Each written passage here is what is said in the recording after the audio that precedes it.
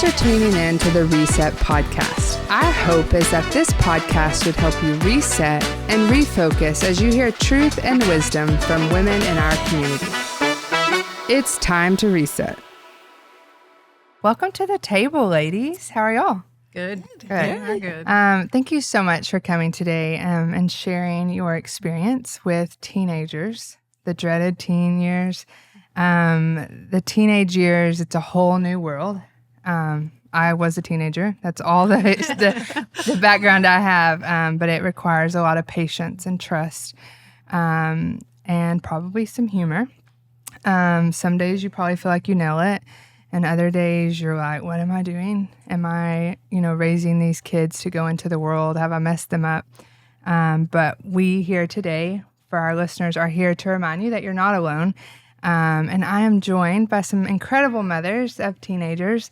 And today they're going to be sharing their stories and their struggles and the lessons they've learned along the way. So before we go any further, let's introduce y'all. If you'll tell us your name and then the ages of your kids. I am Chrissy Smith, and my two youngest have birthdays next month, so they will be 13 and 15, and my oldest is 18, so I'm in the thick of teenagerhood, for sure. I'm Kayla Easley, and I have a 17-year-old, a 19-year-old, a 14-year-old, and an 11-year-old. So you are all over the board. All over You're the board. hitting all the Three stages. teenagers, Yeah. though. Mm-hmm. I'm Bonnie Hicks. I have three boys, 19, 17, and 13. Okay. And so I think today we just want to answer the question that every mother has, like, am I doing enough? How do I know if I'm raising my kids well? So we're going to be interviewing different moms in different seasons. And our hope is that you can share something for the people that aren't quite to the teenage years that would impact them. Because we all wish that we could go back and tell ourselves, like, hey, it's okay. You're doing good. And so that's our hope today, that you would listen to the people ahead of you and see what you can take to heart. So let's dive in. What has been an unexpected joy in this season? I think just seeing the amazing people they're becoming.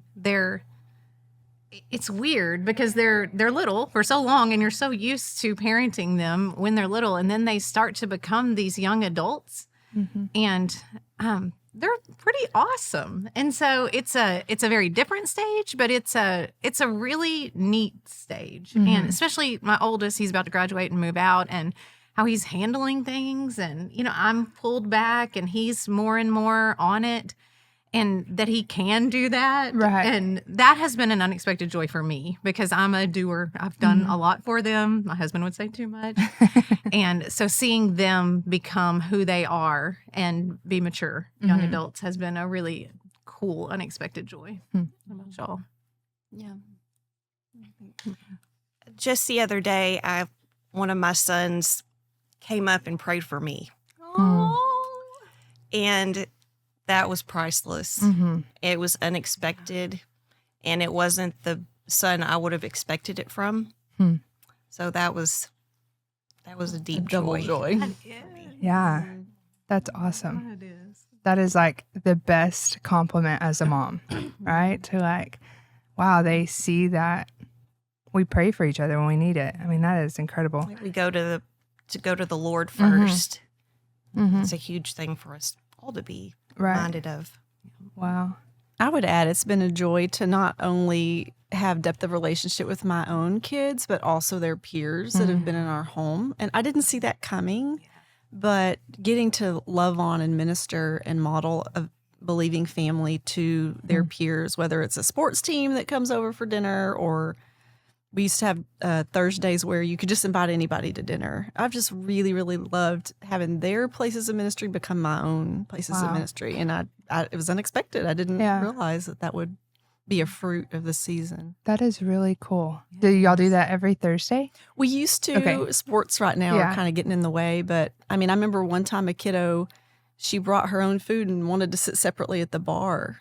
And we were like, no. She had never really gathered on a table with a family. Wow. And so just getting to do that. And then another thing is praying for our kids' friends when they come to spend the night. And at first that was a little bit awkward. Yeah. But and I mean, I admit I chickened out a few times, but now they know. And so they're ready to give those deep requests. And it's been a really neat way to love on kids who otherwise may not get that example. And we probably all can think of someone in our life, a friend, a family friend, who we would go to their house and feel that kind of love. And it still impacts us, I bet we could all go around the room and say, I loved going to this house. That's awesome. So to switch gears, what has been the hardest part of this season, or the biggest lesson you've learned as a mom of teens? There's a lot of hard in this season. For me, it's probably letting them fail. That's really hard for me. You don't want to see them fail and struggle and suffer, but it's necessary for maturity. Scripture tells us that, and it's not doing them any favors by not letting them reap the natural consequences that come from a lot of the things that they do. And so we have to choose it, but it's hard. It's real hard to let them fail. Yeah, because we want to be fixers. Yeah. And probably during the toddler years, there are some natural consequences, They climb up on the bar and they're going to fall off or whatever. But as they're younger, you have more ability to kind of shield them. Yeah. When they start driving and out on their own and all of that, it's much harder to shield. Yeah. For me, that I have learned that in two major ways in this season, that life isn't necessarily going to look like what you thought it was going to look like, but that's okay. I had my youngest that was really, really having a hard time at school, and we ended up changing to a different school. That was not on my radar.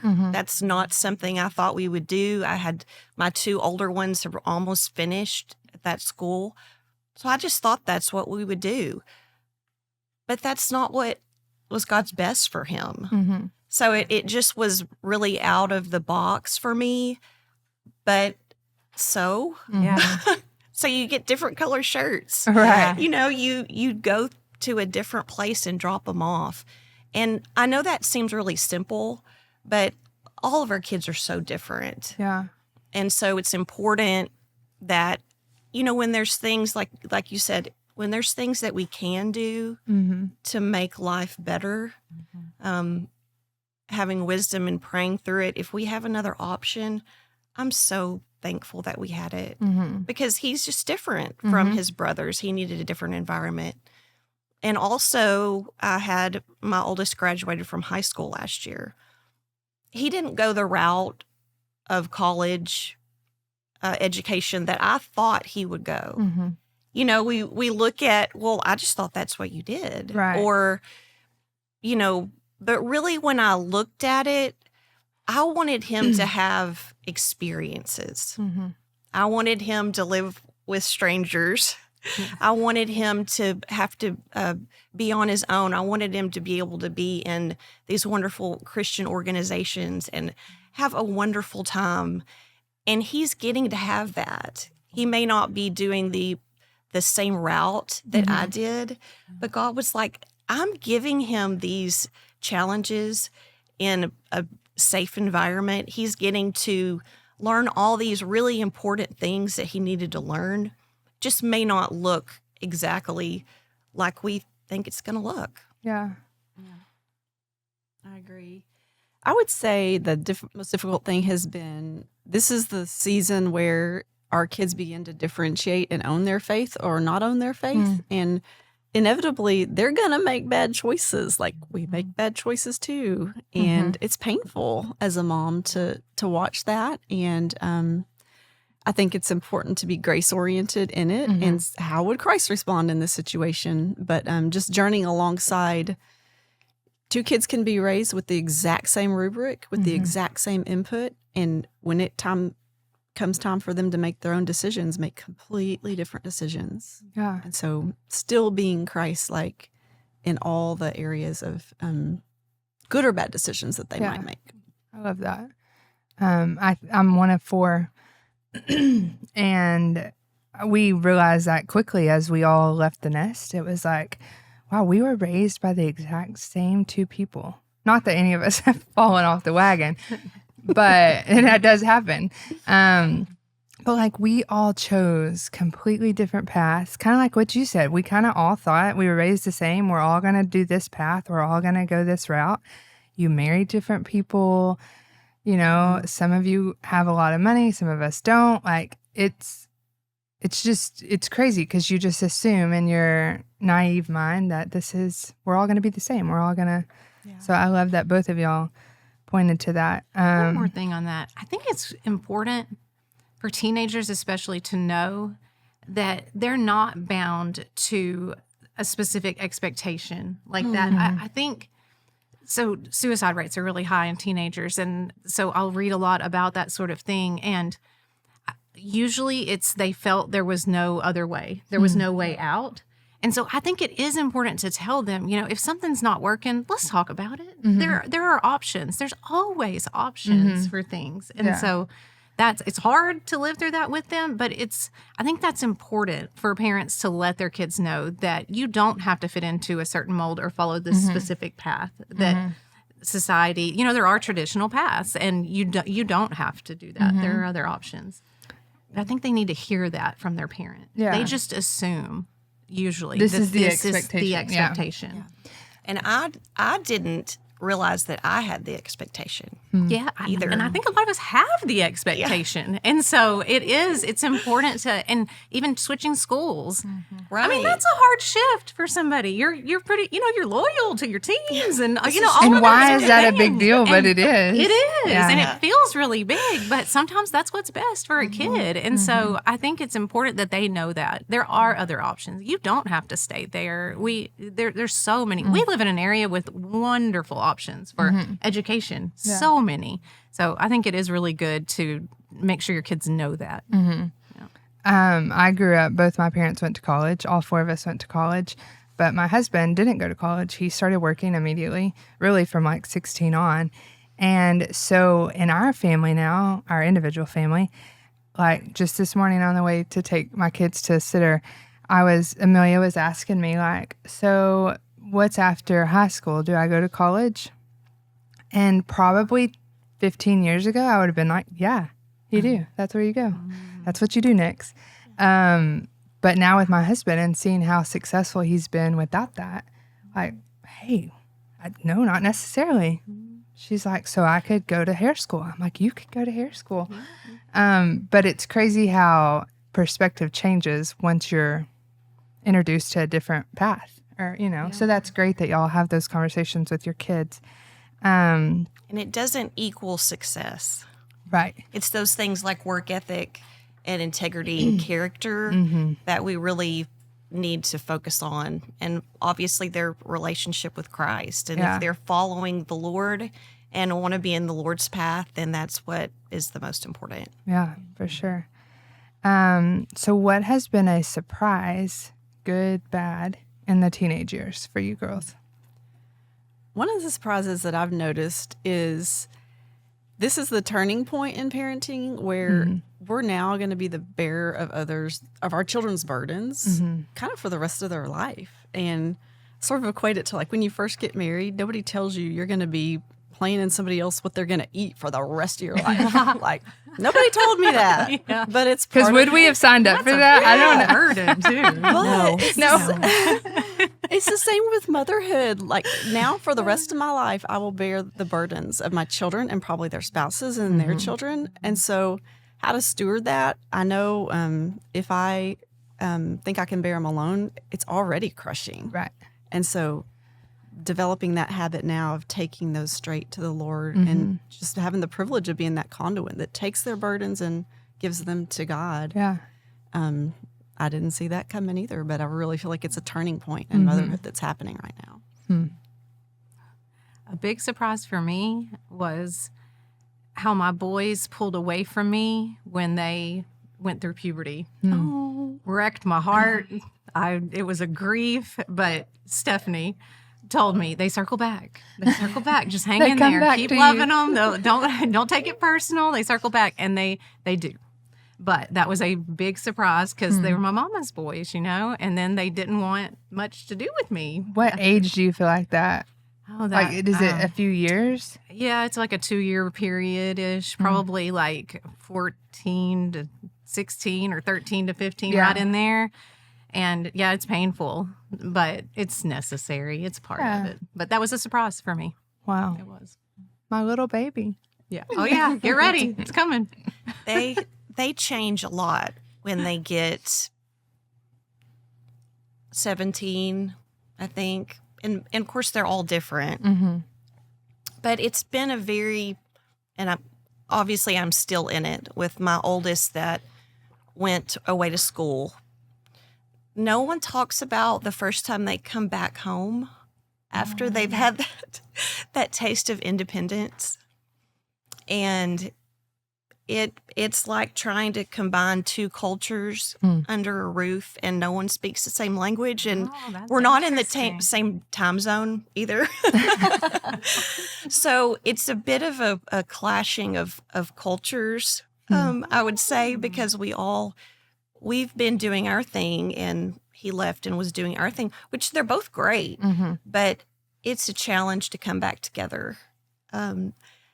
And to remind him that, well, you're back under my roof, It's I've heard that a few times. yes. And he says, well, you're not calling me to make sure I got home, every night of the week. Why does it matter what time I get home here? Because I can't sleep while you're out. Yes. That's how it is.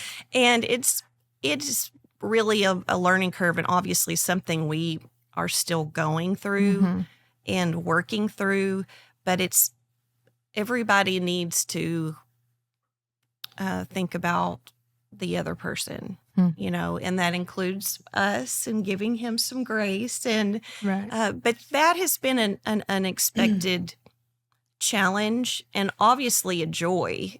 My son has surprised me.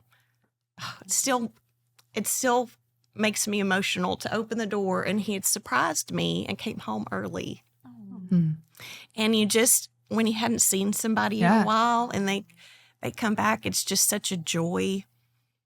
But it is a challenge. But there are so many joys seeing them once you can get over the difficulty of letting them leave. Right. It's a joy to see that they are. It may not be perfect, but they're surviving. They're learning. They're making new relationships, and it's a good thing. Wow. I can't imagine letting my children leave the nest. I'm not going to let any of the other ones Okay, leave. that's good. That's the other one. But I remember coming home from college and the same thing. There was 4 of us in 5.5 years. So we went bam, bam, bam, Oh, wow. Your poor And, I was the baby. So being at home, and you're right, we never got to eat out when we were all home. Well, then when it was just me, that's what we did. And so my siblings would come home, and you're like, what, you mean Dad has to cook now?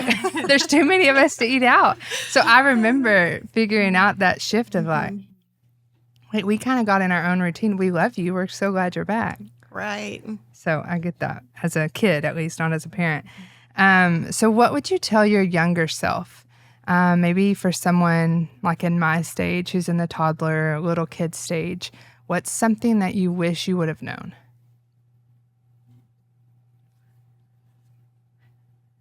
Come on, we need all the advice we can get. Don't be afraid to be vulnerable. I think too many parents try to make their kids think they're without fault.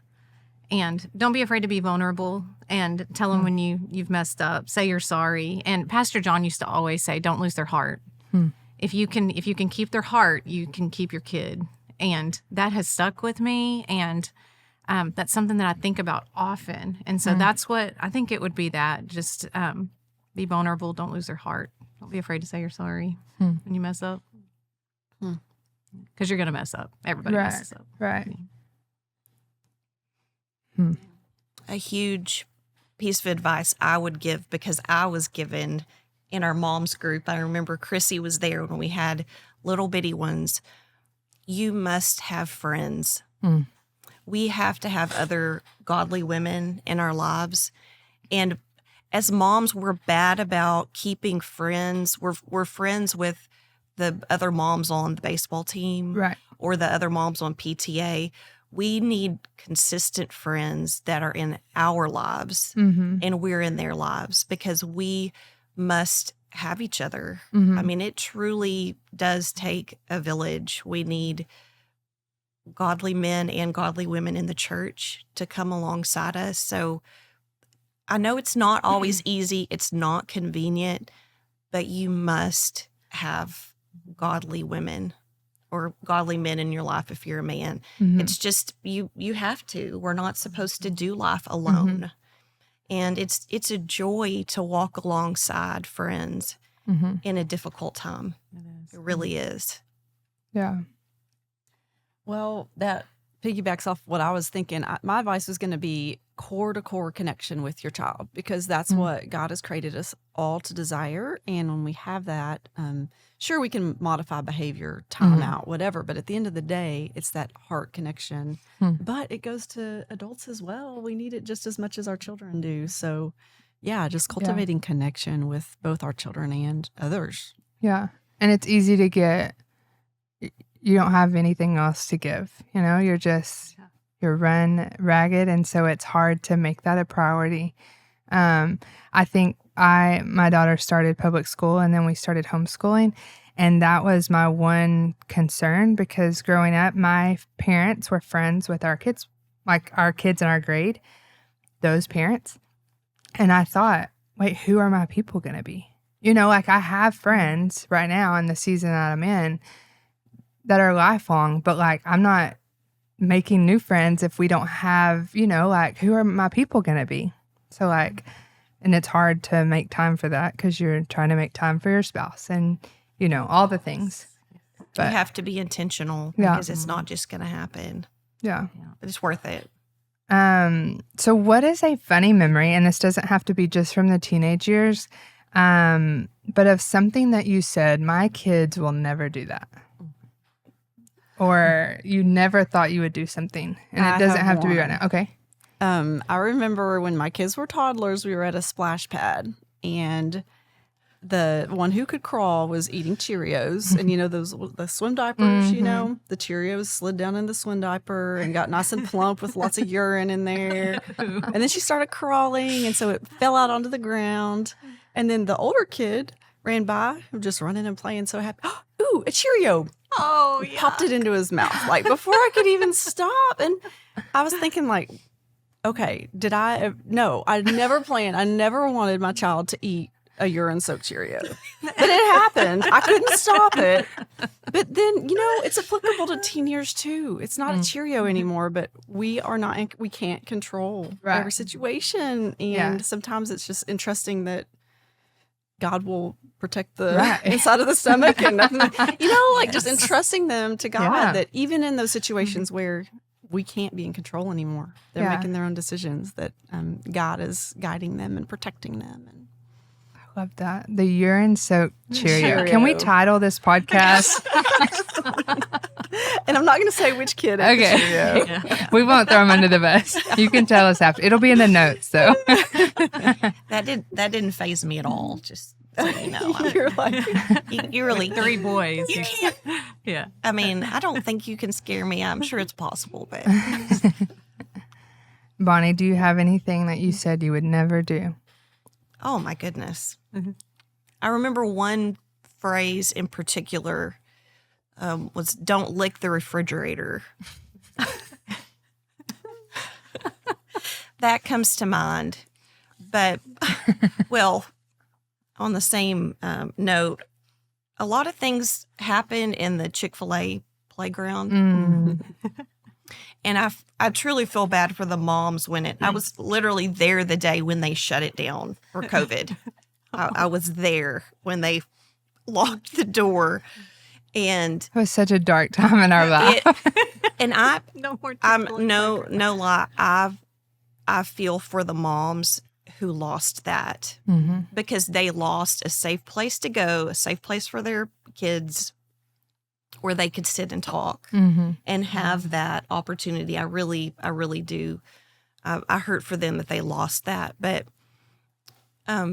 if we ever think that we're too good for our child to do something, we will be humbled, Oh, yeah. I believe, at some point, because there were some ladies sitting next to me at Chick-fil-A just completely horrified at something a child was doing in the playground. And I thought, oh my goodness, what's going on? Well, it was my child.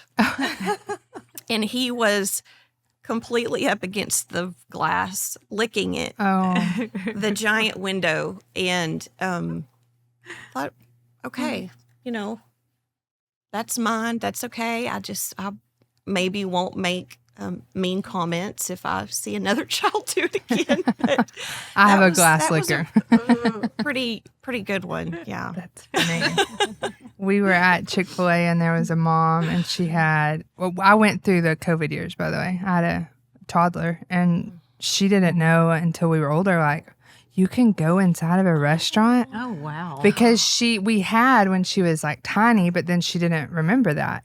And so we survived the non-Chick-fil-A times. But now that she's older and I have a 2-year-old, he, the other day, he came down the slide and Amelia runs out and she says, Mama, he is soaking wet. And I'm like, he comes out, his pants are all wet. And I'm like, but his diaper it wasn't full. And then I'm like, oh no, what is in the slide? And then another kid comes down. Ooh, someone TT'd in the... And I'm like, I don't know whose TT my son just slid through. Can I say TT? That's so gross. And again, I'm like, and the mom, I'm just like, my heart went out to her. She's like, that's my kid. They're potty training, and like she runs. It's okay. We've all been It there. happens. And we will all go there or be humbled really quickly. Yes. Okay, the last serious question. Where has the Lord grown your faith in this stage of life and taught you things through motherhood? I mean, having teenagers takes your prayer life to a whole other level. They're gone a lot. And so I'm constantly praying for them all the time, and that the Lord will guide them and protect them and draw them to Him and all the things. So for me, it's definitely my prayer life. It's other level with teenagers, for sure.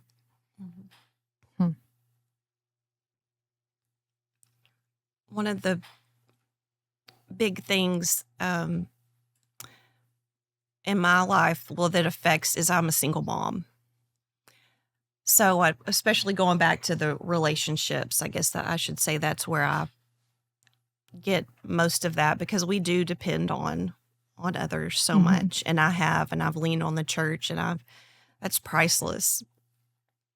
And I would say, if there is someone who's no longer connected with the parents of their children, to do everything you can for your kids and focus on them. And now, this is not always possible, to have a friendship with the parent of your kids.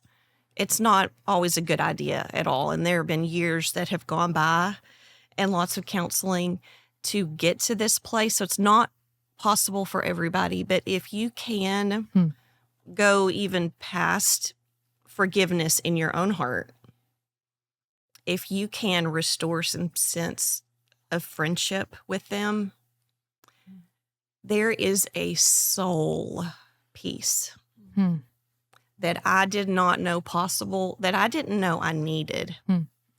So if it's all possible to say, hey, we have kids together. I was married to you. We care about each other, but we're going to put the kids first. And having that support really from the other parent, it's so important that you feel like you're not alone, that you have a teammate. And it doesn't mean you're going to get remarried. It doesn't mean you're best friends. But if you can keep the kids as the priority and put the other personal things on the back burner, it is far far-reaching peace, even past just forgiveness. And I really, it's been the biggest blessing for me personally. It's been a gift in a lot of ways. So single parents, it's difficult, but don't try to do it on your own. Rely on the Lord. And I can't tell you how many days I said, Lord, you have got to fill in the gaps where I can't. And he does. He does it. And none of it is because of anything I did. It is God's grace, and nothing is, we can't take credit for any of it, because it's all God's grace and all his goodness. And no matter what we do, we aren't in charge. We aren't, we don't know what's going to happen, but I know that God's faithful and that he's good. And if we allow him, he will turn what Satan wanted for evil. He will turn it for his glory. I love that. That's good. I love that. Such wisdom that you ladies have shared with us today. We thank you for coming today and sharing your struggles and lessons you've learned. I know that raising teenagers is a challenge and a roller coaster of emotions, and learning to grow with your kids as they get older. And so, but for our listeners today, through those ups and downs, we want you to know that you're not alone. These are just 3 of the many women that are going through this stage right now. Remember that your love and your presence really do mean more to your kids than they're probably ever going to vocalize. So keep showing up for them, keep listening, and give yourself plenty of grace. So if today's episode resonated with you, we would love for you to share this podcast, subscribe, share it with a mom who maybe needs some encouragement. And don't forget to take a deep breath. Enjoy this season of life. You got this.